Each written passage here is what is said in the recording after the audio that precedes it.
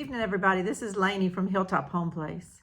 I had told you in one of my recent videos that I was going to interview some dairy farmers this week and that I was going to be bringing you a video of my visit to their farm. Well, things change. Things change. This is how life goes, and I wanted to explain to you what transpired and what I'm going to do about it as far as just how I'm going to proceed. I did go there today. But when I was there, they said they'd be glad to show me around, but they asked not to be on video, not to video their property, and they didn't want any comments to be quoted. Well, when you're a YouTube content creator and you're on a visual medium, which is film, you're looking at me right now, that's not a good thing, because what in the world would I show? How would I do a story on their story without being able to quote them? And at first, I was a little bit floored because I wasn't expecting that. I didn't know about that until I got there, and I wasn't expecting it. So it kind of floored me just for a second. But you know what? This is not something I say all the time, but I'm going to tell you how I operate. And I'm no saint, but I just want to tell you a little bit about how I operate on this channel with Hilltop Home Place. When I'm going to do an interview like that, when I'm going to talk to someone else, especially on their turf, it's their life, and I'm just kind of intruding in upon it for a few minutes, I do pray about it. I do pray. Literally, all day yesterday, I was kind of just in a state of listening. Dear Lord, you know these people. You know their story. You know that they're kind of getting worn down by it all. What is it that you're wanting me to use my platform to say? I did not ever want to go on someone's property to their home to interview them and impose any kind of agenda of mine on them. I think a lot of times when we're seeing like the news at night, they already know what angle they're going at with a story. And they already know, because they're trained, how to ask questions of people to try to get the answers that they desire. I don't want to do that. I'm not a trained reporter. I just want to visit with people and tell stories. And if I happen to live near someone, maybe they could be a friend or a neighbor, based on this interaction of ours. So I certainly don't want to ever put a bad foot forward and try to impose any of my will onto their situation. I was no way in the world going to try to sweet talk them into letting me do this or letting me do that. I stood there today, and whenever they said that to me, and we were just talking, but in the back of my mind, I'm saying, okay, Lord, where are we going with this? Where are we going with this? How do you want me to proceed with this? And what transpired was we just toured the property. They took me around. They were talkative. They talked to me. We just got along like old friends. I loved them to death. I did. I loved them to death. But what I decided was I will never betray any of their confidence. I'm not quoting them, not even once, in what all I'm about to say to you on this video. This is not their quotes at all. I'm not just couching what they said into my words. I'm not doing that.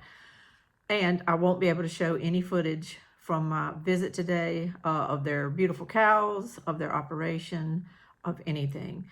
And the reason that, just briefly, because there again, I don't want to put anything on them.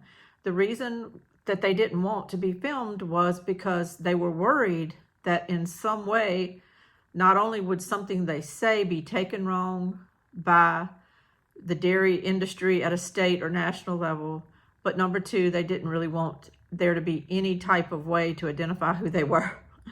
And that's a shame. That's a shame that Americans, free Americans in this country, especially people that could be my parents, it has gotten to the point to where we are scared of retribution. It has gotten to the point to where our own government offices, some of them aren't really government offices, but they act upon as being government offices, like the CDC. They're not really a government office. They're not even funded fully by our government. They're funded by private pharma and all kind of things like that. But they use a .gov email a lot of times, websites, so we think they're government offices. But it's not right that some of these entities have so betrayed Americans and our freedom that we're now living in fear of having them just wreak retribution on us for speaking our right to freely speak about a situation that is active in our life and is true, but we're scared if we speak about it that we're going to have our income cut off, our freedom restricted, we're going to have peer pressure to shut us up, or we're going to have our platforms deplatformed. I run the risk just sitting here telling you that somehow I might run askew of an industry I really have nothing to do with, except I use milk when I make cornbread and pancakes and things like that. I have nothing to do with the dairy industry. But because I'm speaking these words tonight, I might run afoul of them. But I don't make my living by them. I don't make my living by YouTube, and I don't care. I don't care. I will always side with doing what's right and try not to let the bullies win, if at all possible. And I don't mean to be so blunt about calling our agencies and our government bullies, but they have been, and they are. And I think what has happened is, maybe it's always been this way. Maybe it just took me into my 50s to start realizing how things really work. Maybe I just lived this sheltered life where I didn't really understand it. But it has just taken me this long to realize that they don't work for us anymore. They work for their own agendas. And sometimes those agendas are pro-dairy, pro this, pro that, but they might be segmented into packs, into regions of the country, to where this region suffers, this region prospers. And that shouldn't be the way it is. It shouldn't be the way it is. It should be a free market that tries to dictate what our prices are. It should be a free market that allows people to do what they want. And sometimes it all just depends on the pressure and who's putting the pressure. That's why there's legalized marijuana in America in a lot of places, but you can't buy raw milk. The groups that put the pressure, the groups that own those subjects and own those laws are just stronger than other groups. And it's not a really fair playing field sometimes. And it broke my heart.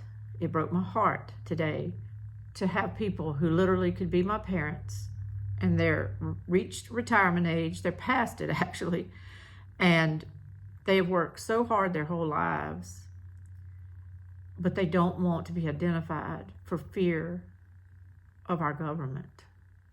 And I did not know that before I went over, but I know it now. And I'm taking a long time to get to telling you how I'm handling this. Before I went over there, I did not weeks of research, because I only knew I was going over there for a few days ahead of time. But when I'm doing things like that, I like to research. Before I went to Muse the Reform to talk to him, I did research.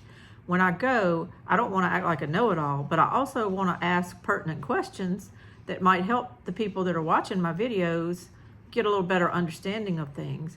And so before I knew that I was going to this, before I went to the dairy farm today, I started doing research.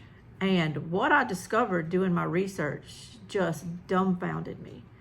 I grew up hearing about the diminishing dairy industries, but I grew up more towards the city areas, not in a big city like New Orleans or Baton Rouge, but more towards those areas.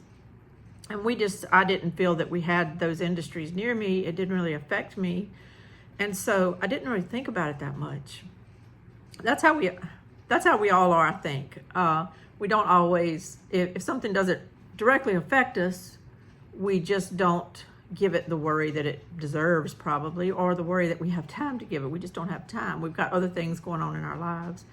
And so I would hear things all the time about the dairy industry, not really realizing how close it was to me. The heart of the dairy industry in Louisiana was just a few miles up the road, and I didn't even realize that. But I heard it growing up. I heard it, in my young married life and when my kids were younger and all, but I didn't really think about it. But when I was doing this research, it all kind of unfolded, and the statistics started unfolding as I was looking at different websites and reading different articles. And I was dumbfounded. And it's not just in Louisiana, it's in the whole nation. Our whole nation is suffering from a dairy drain. Now, it doesn't feel that way because when you go to the store, you open the freezer and you grab milk. And that's great. And that's the way it should be. It doesn't feel that there's a dairy drain. And I'm not trying to sit here and tell you there's a dairy shortage. There's actually not. Actually, the way it's working is as the smaller dairy farmers are being pushed out of their farms and having to retire, having to take other jobs, having to just give up on it because there's no way to make a living in it anymore. All the dairying in America is being consolidated into larger farms, larger operations. I wouldn't even call them all farms because some of them, they're just operations. The cows aren't on pasture, the cows are in feedlots or whatever. This isn't a kind of video, though, that's Greenpeace. This isn't a kind of video like that. I'm not talking about any of that. I'm just talking about the consolidation of these farms from small mom and pops, smaller farms across America, down to consolidated farms, consolidated. But as I found that out, and then as I talked to them today, I realized that whereas my video could have just been to tell their story about their farm, and you could have watched it, and it could have been just a very interesting story, and I could have threw some facts at you, but I probably wouldn't have had time to throw a whole lot of facts at you because it would have been taken up with the footage of them and their story, so I would have let that kind of be the highlight. But instead of just hearing their story, I just thought I'll give you a little bit of information today about the whole industry and what's going on and why these wonderful, beautiful small farms are literally disappearing before our eyes. So that's what I decided to do today. Not tell their story, but just tell some information about the dairy industry. Protect them, protect their privacy, protect their farm, protect them from any type of retribution, but just for me to step out there and go forward and just discuss what I found in my research. And most of the things I'm fixing to tell you are available on the internet. Just Google it. And not necessarily everything you Google is accurate, and a lot of it is cleaned up and made for us. That's my husband. That's why I'm doing this video right now, because he's out on his four-wheeler riding circles around the yard, so you might see him go by there every now and then. But most of what I tried to pull was just off of straight government websites. So when I say the numbers and the figures, it's off of government websites. And so like the USDA, Louisiana Department of Agriculture and Forestry, it's off of those websites. So it's their words and it's their figures, and it's absolutely devastating. It's absolutely devastating. So let me just throw some things at you, and we'll talk and we'll go from there. What a farmer does when he gets up in the morning, a lot of them get up very, very early. They go to milk their cows, and they put the machines on the udders of the cows, and it pumps it straight into a tank, a holding tank. No longer do you pump into a pail and go empty that pail somewhere. They're trying, and I agree, for safety reasons, to take a lot of the human contact out of it, because all this milk will eventually make it to market and it needs to be as pure as possible. But they milk and it pumps into a tank. And then at some point, a truck will come pick up all the milk out of that tank and take it to a processor. Well, the dairy farmers at their level, they're called the producers. because the cows are on their farm and the cows are actually producing the milk. So the dairy farmers are the producers. But they are paid by what's called a hundredweight. And a hundredweight is equal to 11.578 gallons. It's just the way it is. When you divide 100, it's really, 100 means 100 pounds. So 100 pounds of milk, if you divide that by gallons as the way we measure gallons, you would get 11.578 gallons. Now, when that truck comes to get their milk and takes it to the processor, that eventually it goes down the line, it gets put in a milk carton, and it ends up in our grocery store. But they count, someone weighs it, they get credited on the books for a certain amount of hundredweight, and then eventually they get a check for all the milk that they produce that month. Usually it's a month behind. Whatever you do this month, you're going to get the money 30 days later. So they're always kind of working in arrears. But what is hard, and what makes it hard for dairy producers in America, is that the government sets the price for what they're going to get for their milk. There is no free market in the dairy market for these mainstream dairy producers that for generations have been putting our milk in just a regular vitamin D, 2%, whatever kind of milk it is, in the grocery stores. The government sets what they can sell their milk for. A lot of times the government doesn't figure in what it costs to produce that milk. They use lots of different variables to come up with a price, and that price changes, or can change if they want it to, each week. They put out an order number 7 each week, that tells the dairy farmers what milk is going for right then. The dairy farmers have no control over it. So, for example, right now, one of the most recent, it's an estimate. They were estimating at the end of 2022 that the price for 2023 would probably start out and hover around $21.60 for a hundredweight, for 100 pounds of milk. So that dairyman milking his cows is being told he'll get $21.60 for each 100 pounds of milk that's in that tank. Well, if it costs that dairyman $12 to produce it, then he's got a spread. He's got a $9 and something cent spread. And you could make some money. Over the course of time and over the course of bulk, you could make some money. But that's not really what it costs these producers to produce their milk. It might cost them $25 a hundredweight to produce that milk. It might cost them $22, it might cost them $21.50, but they're only getting $21.60. It just, their costs are kind of spread out throughout the year. So it's like an accordion. It's like an accordion. You can't sit here and say, this particular gallon cost me X, because that cow is walking around, that cow is eating different things. It's a variable. And you take your expenses and you have to average them out over the year as to what you spend each month. And I'm sure people have worked systems to where they can get it as close as possible, but their expenses are what they are a lot of the times. And yet the government can still say, we do not care.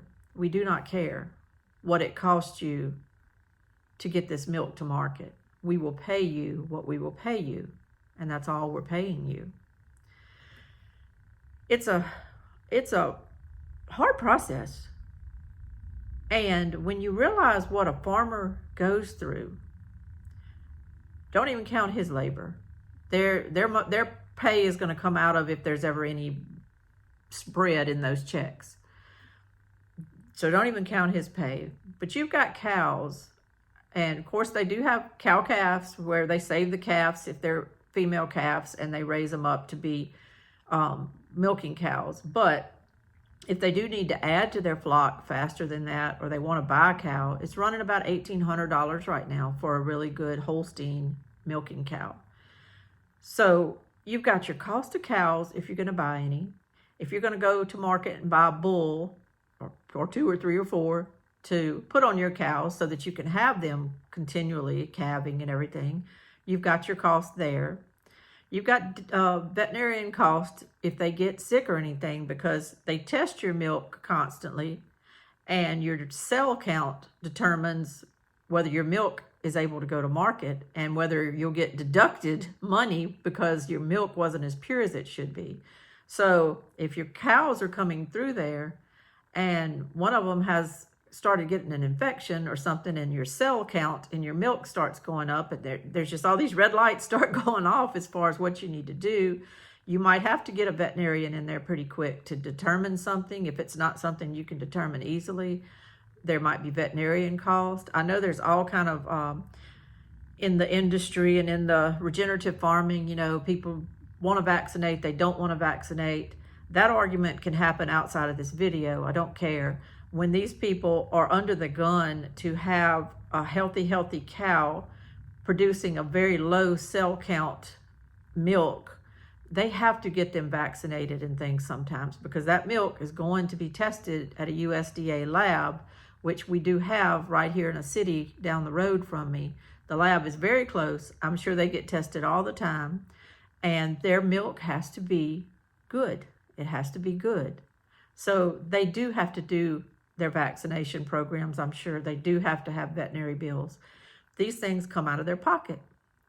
The USDA has all kind of mandates on how your facility should be built.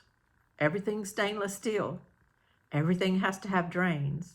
Your water has to do certain things and go out when it's supposed to go out. You have to have water coming in. Sprinkler systems to kind of wash under your cows when they're coming straight from the field going towards the dairy to get milked. You have to have sprinklers. You have to have water hoses everywhere.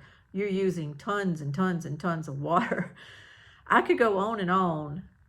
It's an amazing amount of things a farm needs, no matter what you're doing.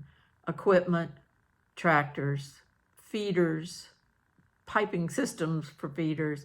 And anytime you're dealing with a lot of different animals, a lot of goats, a lot of cows, a lot of whatever, you just have to have that infrastructure. You have to have fencing, holding pens, chutes, all kind of things like that, troughs.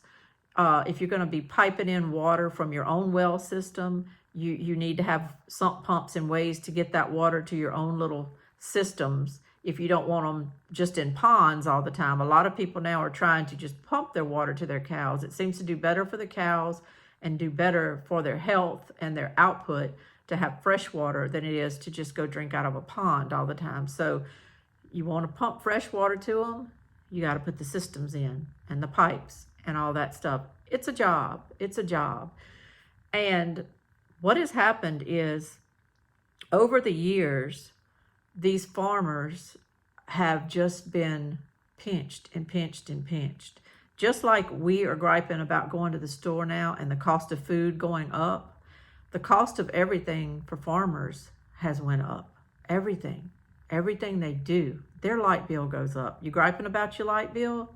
Just think if you had to keep the water and the lights on and all the pumps, and you had to keep your dairy tank down to 36, 37 degrees all the time, you've got some electricity going in there.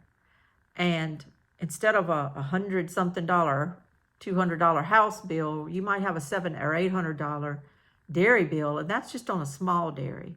That's just on a small dairy. That's not a big, humongous 6,000 cow dairy. So they have to eat all of that because the pricing system of the USDA does not care about all that. They do not care about all that. They do not care about all that. Why do I say they don't care about it? Am I just being judgmental? Am I just being emotional? No, they don't care about it. When an industry exists, like the USDA and its dairy division, when I say an industry, they're not an industry because they don't produce anything. They are an entity. When an entity exists, like the Louisiana Department of Agriculture and Forestry, I'm not criticizing individual people that work at these places, but I'm saying when these entities exist and they say that they exist to ensure that farmers are treated right, to ensure this and to ensure that, but they are both sitting there. The USDA on a national level and the Food and Drug Administration, same thing. They all work hand in foot with a lot of these regulations on dairy farmers. And at a state level, when the Louisiana Department of Agriculture is sitting there and they're watching, they are in charge, and they're watching an industry collapse around them. And they don't do anything other than tighten the screws, then something's wrong. Something is wrong. Let me give you some numbers. And I wanted to go back and say, I had told you a while ago that 11.578 gallons is what's in 100 weight of milk, 100 pounds of milk. Well, if they're giving them about 21.60 per hundredweight, that means the farmer is getting about $1.86 per gallon for his milk. So for every gallon that he's pumping in his tanks, in his stainless steel tanks that are mandated, that must be kept at 36 or 37 degrees, that must be this, that must be that must be cleaned a certain time of day with certain products and blah, blah, blah. When he's doing all that kind of stuff, he's getting $1.86 per gallon. So just keep that in mind. Just always remember 186, and that's just a plus or minus thing, because next week they could tell him they're only giving him $21. The next week they might say 22. The next week it might be $20.50. That farmer never knows how much he's going to get per gallon. They set it, and that's all he gets. But keep that in mind, that $1.86, that the person who actually has the cows, that's what they're getting when you're paying anywhere from $4.99 to $7 and $8 a gallon for milk at your store. Just keep that in mind. That spread there is not being made by the farmer. He's getting less than $2, and in years past got a whole lot less than that. So keep that in mind. Some figures I wanted to give you this is from the USDA website. The number of dairy farms in the United States of America in the 1930s was 5.2 million. Now that counted anybody that milked cows at their farm and sold it in the market. I don't know that the markets were the same and structured the same back then. I don't think they were, as far as the USDA price and everything. That wasn't done the same way. But the way they considered it a farm was if the people sold milk off their farm and had cows for dairy. There were 5.2 million dairy farms in America in 1934. By 1970, there was 648,000. 5.2 million to 648,000 in a little over 40 years. From 1970 to 2006, the number dropped to 75,000. So only 75,000 farms. It shrunk from 5.2 million to 75,000 in 72 years. That's amazing. That's amazing. But it doesn't stop there. It doesn't stop there. The next number that I have was from 2017. So from 2006, when it was 75,000, to 2017, it dropped to 54,599. 54,000 seems like a lot if you're giving someone money. I'll give you $54,000. But it's not a lot when you spread these farms out of over the geographical area of the United States of America, especially in big states like Texas and California. I think California is like one of the number one producers of milk in this country. I didn't even realize that. Texas is number 4, I think. If I'm quoting that wrong, I didn't write those down, but I think I have that in my memory from doing my research. But when you spread many thousands of farms over 50 states, some of those states being huge, it's not a huge number, but it gets worse. The next date that I have is the newest one that I have is 2021. Hello, Richard. In 2021, the number of farms, dairy farms in America had fallen to 29,858. 1934, there was 5.2 million. 2021, there was 29,858. That's terrible. And it's a regional thing too. Some of these, if you don't just divide it by 50, and that's however many they are per state, a lot of them are clustered in Texas, California, especially in the Midwest and in Colorado and places like that. They're clustered there. More power to them, but it's a shame that our industry is collapsing down to these smaller amounts of farms, and yet the industries that regulate them don't loosen the stranglehold.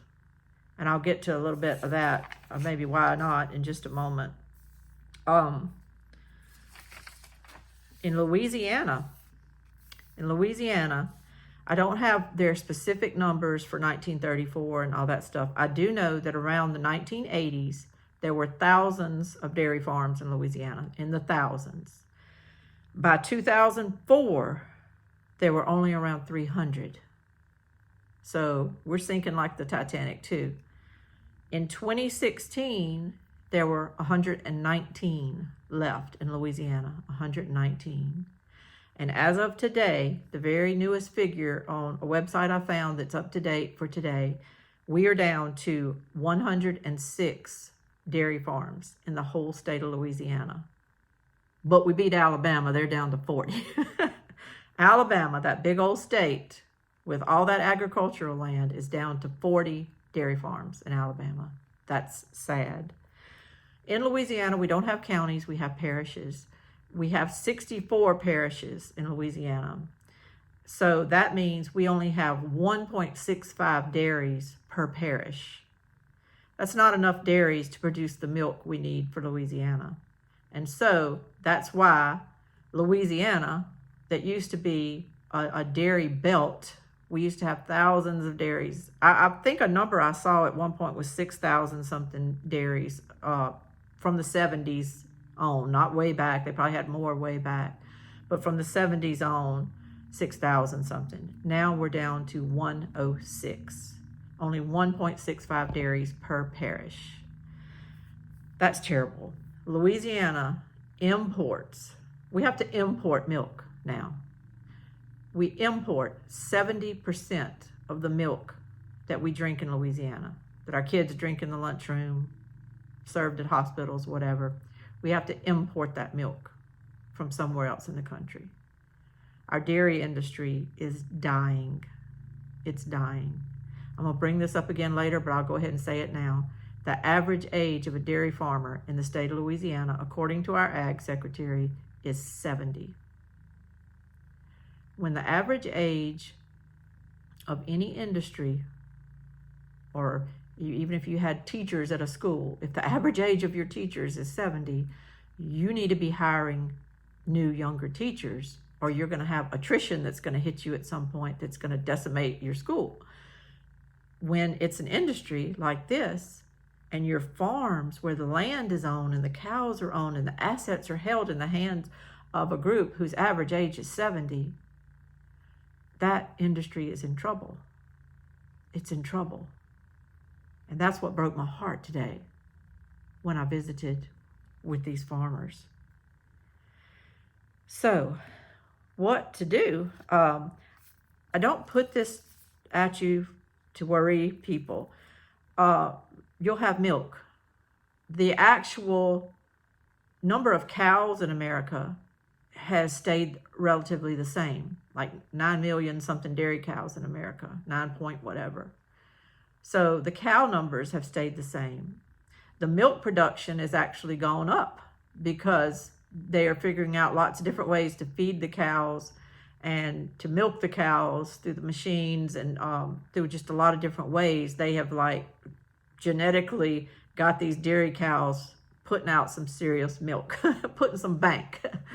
So we're not going to have a shortage of milk. The shortage is in people, in industry. And that's what breaks my heart. And it's all caused by strangulation of regulation.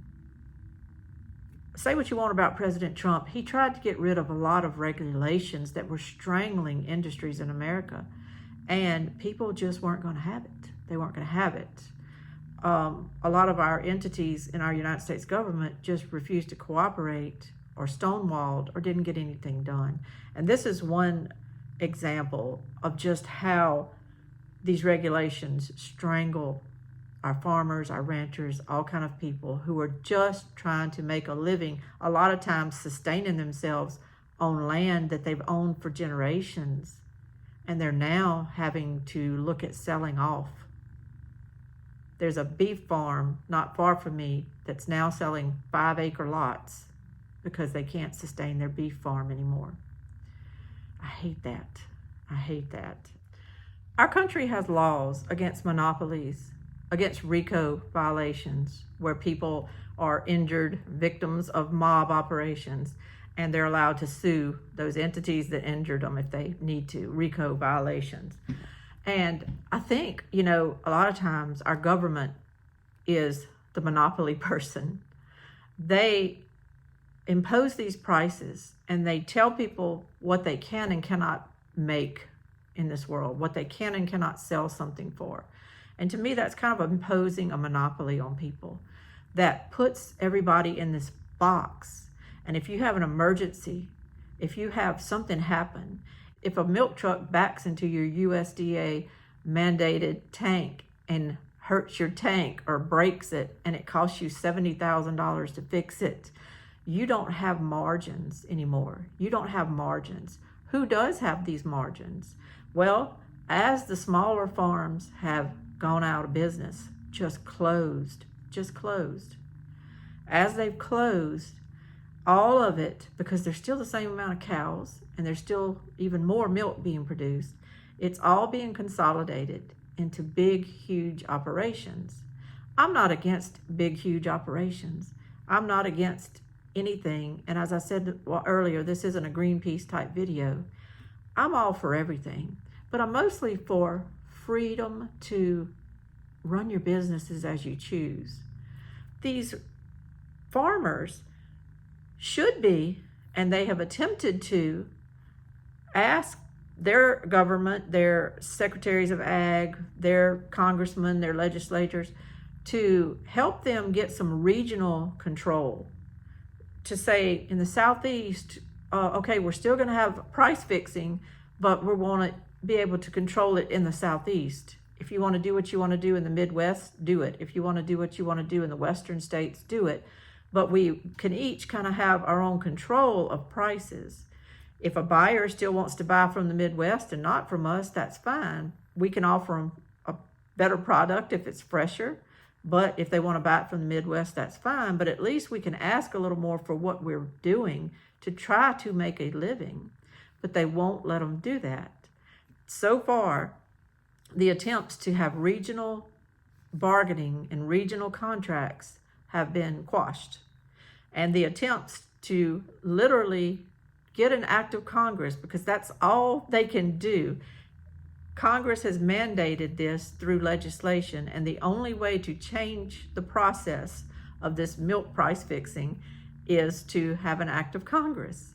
So the only avenue is a legal one, and to get the support from all the states has been a no-go, because a lot of states have these big consolidated big farms, and they're not going to vote for smaller states and smaller operations to be able to compete with them. So that's why a state like Louisiana that used to have thousands and thousands of dairies and we could drink milk locally. When I was a kid, we used to go tour the farms around here. That's one thing we did get to do when we got out of school and got on a bus and went and toured dairy farms. Now, those same kids are probably drinking milk that might be packaged here and put in the package here, but it came from the Midwest. And that's a shame. And that's a shame.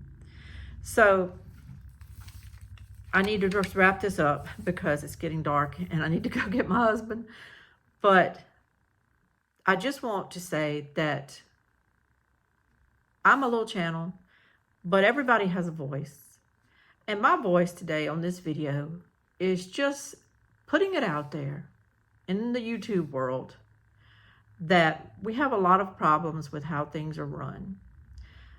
There's a lot of good things coming up the pike There's a lot of regenerative farming that some of these young people or even middle-aged people are converting a lot of their dairy businesses into more local. Okay, I'm not going to sell you my milk for that. I'm going to go ahead and keep my milk on my farm, and I'm going to produce it and make a really good milk. A lot of them are doing it by crossbreeding certain cows to really make a good whole milk with a good butterfat content in it. And they, some of the industries that I looked at, some of the farms even have farm stores on site now. They might have tours. They're inviting school children to come for the day and tour their farms. They have petting zoos there. They do all this kind of stuff. I love that. I love it. I'm all about it. There's some people that just say, well, lower your feed. You know, if you want to stay in this business, in the dairy business, you need to lower your feed costs by planting, you know, a lot of perennial species grasses and get off of the feeds and get off of this and that. There too, I go back to what I said a while ago. A lot of these dairy farmers are aging out. They're 70 years old average. That means there's some that are a lot older than that still in the dairy business. For them to completely change their business model, for them to take their home, which is usually right near their barn, and turn it into a public place where people are coming day and night, takes capital and it takes people to operate it. And a lot of them are just aging out of it. And that's what breaks my heart. That's what breaks my heart, is it's not so easy for them to say, pivot. And we're not talking here about an industry that's dying as far as, well, we don't have wagons anymore, so why would we need wagon wheel factories? We still drink milk. We still drink milk. We still need milk. We still need dairy farmers. They're needed. And everybody talks about bringing things local, bringing all your food closer and closer to you. Well, I've got dairy farms that are shut down all around me. And the last one that I know of around here is gasping for breath. So that's what makes me sad. And all it is because they cannot make money anymore. And I don't mean they're just not making as much as they used to. I mean they're going in the hole. I mean the only way they're holding on to their farms is by selling off tracts, by renting some of their land for people to run beef cattle on or something. They're having to do whatever they can do to keep up the game. Why do they do that? It doesn't pencil out. It doesn't pencil out. It makes no sense on paper to hang on to a dairy farm, in Louisiana especially. They do it because they love it. They do it because every day when they get up and they see cows in their field and they hear those cow noises all day long, and they pat those cows on the hind end and they get them into those stanchions and they hook them up and they milk them and they have those noises and those smells, and they know that that's what their dad did and that's what their grandpa did, and they don't want to be the one that stops it. So they hold on until they have no choice but to stop it. The United States government needs to get out of running every facet of our lives and every business. If consumers want raw milk, there should be a market for raw milk. We are free, we are able to make decisions, and we are able to make our own choices of what foods we put in our bodies. And the dairy farmers and the dairy industry in the whole United States needs to have the screws come out and let them be a free market. What are you scared of, United States government? What are you scared of, USDA? What are you scared of, regional big mega operations? What are you scared of? Don't ever be scared of freedom, because the more freedom I have, the more freedom those dairy farmers have, the more freedom you'll have too. This is Lainey from Hilltop Home Place. I hope you enjoyed the video. I hope something resonates in the video. And remember that $1.86 the next time you're at the market buying milk. That's all they're getting. And that's actually a high price right now that they're getting. Y'all have a great day. Thank you so much for hanging in there with me. Bye-bye.